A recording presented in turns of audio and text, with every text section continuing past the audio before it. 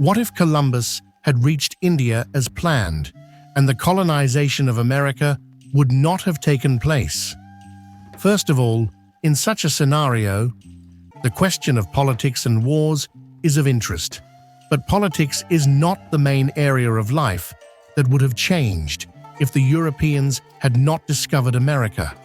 In the next couple of minutes, you will find both real events and conjectures of a hypothetical alternate reality.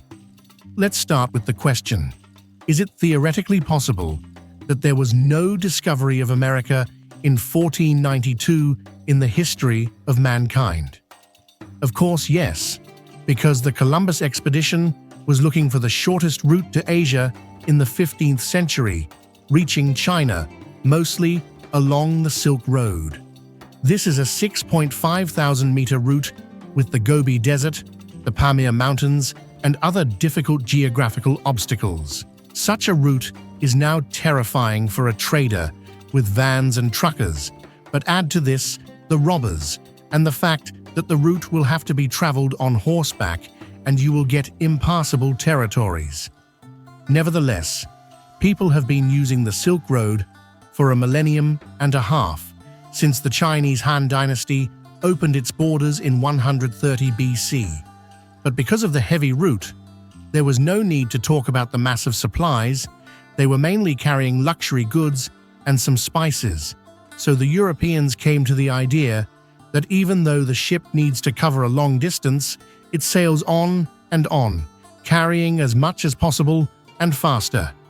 And most importantly, the Ottoman Empire closed the Silk Road in 1453 by simply stopping allowing Western traders across its borders, which in fact prompted Europeans to search for a sea route to Asia. It is difficult to do such routes at sea, since the transition route goes around the whole of Africa. This is a horror even for harsh sea wolves. Here is the first moment where history could have gone differently if the Ottoman Empire had not closed its borders.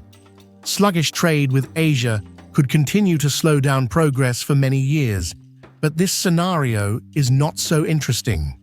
We're still more interested in Columbus. The good news for him was that everyone was aware that the Earth was round, and you could sail to Asia just by sailing to the left of Portugal. The belief in a flat Earth in the Middle Ages is a myth. Well, the bad news for Columbus was that his relationship with mathematics was not very good. Back in ancient Greece, the Earth's radius of plus or minus 40,000 kilometers was calculated fairly accurately. Columbus counted 30,000 together with other mistakes, which led him to think that from Portugal to Japan, it was only 4,500 kilometers if you took and sailed back, in reality, all 20,000. But no one cancelled the saying about fools and luck, and instead of Asia, Columbus sailed to America, where he called the locals Indians from. Why is the English language still a mess? And in Russian, the word Indian was born in general. And this is not to mention the fact that even 5,000 kilometers by sea in those days was the most severe of trials. Sailors kept on bread and water. The ships of the 15th century were not adapted to the violence of the ocean, and navigation left much to be desired. In general, the beginning of the 16th century colonization of America in 1492 is an insane stroke of luck and a combination of circumstances, if only because America was sailed at least 7 times before Columbus. There were definitely Vikings, Polynesians, Eskimos, and perhaps even the ancient Greeks and Egyptians. They didn't care about America, but the professional explorer Columbus immediately attracted Europe's attention to the continent, and the invisible hand of the market did its job. We are interested in the first hypothetical situation related to the lack of discovery of America. The first victims of the process were the Maya, Aztecs, Native Americans, and other poor souls who inhabited a continent that was new to Europeans. Would they now be full-fledged states in an alternate reality without Columbus? Unlikely. And in Europe in the 15th century, there were already firearms, banks, trade routes, centralized armies, and the first hints of an industrial revolution.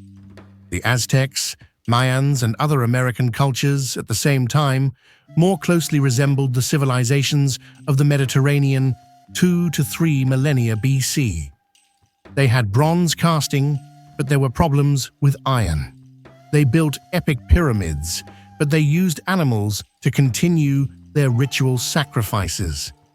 In general, the level of the Bronze Age is on the face. It would be logical to assume that the same Aztec took another couple of thousand years to reach the level of Europe. There is even a scientific paper on this topic stating that the Aztecs would have discovered paper in 8800 AD, and we would have reached electricity at 740 AD, 12,660. The development of the Old World is a complex issue. It is impossible to say for sure why this particular region was ahead of the entire planet in development. Rivals and great leaders like Alexander the Great, who assimilated millions of people, forcing them to speak the same language, many seas spurring the construction of ships and the generation of neighboring natives, a commercial vein that forced them to pave trade routes and exchange goods. Variable a lot, so it's not a fact that 2 extra thousand years in isolation would have helped the Aztecs.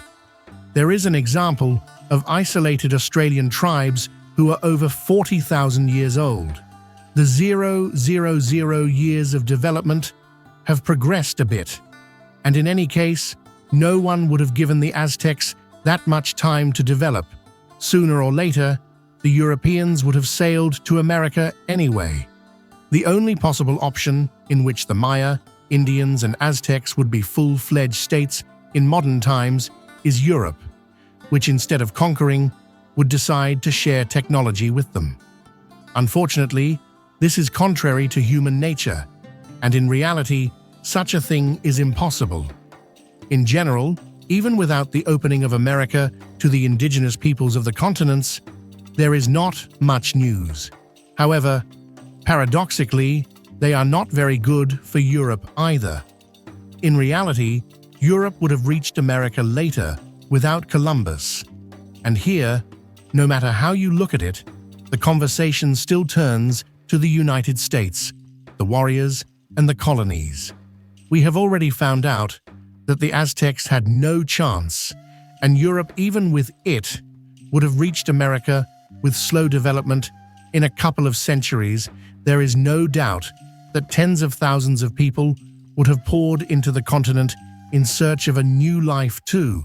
It is inherent in human nature. But the highlight is that the weak level of technology in Europe became the key to the relatively isolated development of the American colonies and their subsequent independence. It was physically difficult for Britain, Spain, and other countries to control their settlements overseas, and even under their flag, they pursued a separate policy, and the United States won the War of Independence only because it was very difficult for Britain to deliver its full power to a distant continent. Of course, this is guesswork, but if Europe had discovered America later, most likely the level of technology would have allowed it to be held in an iron fist. If a new continent had appeared on Earth at the beginning of the 20th century, half of the European countries would have gladly moved there without looking, also taking their capitals and populations with them, just so as not to be in the center of the continent, where there are always Napoleons and Hitlers, and wars are just a regular Tuesday.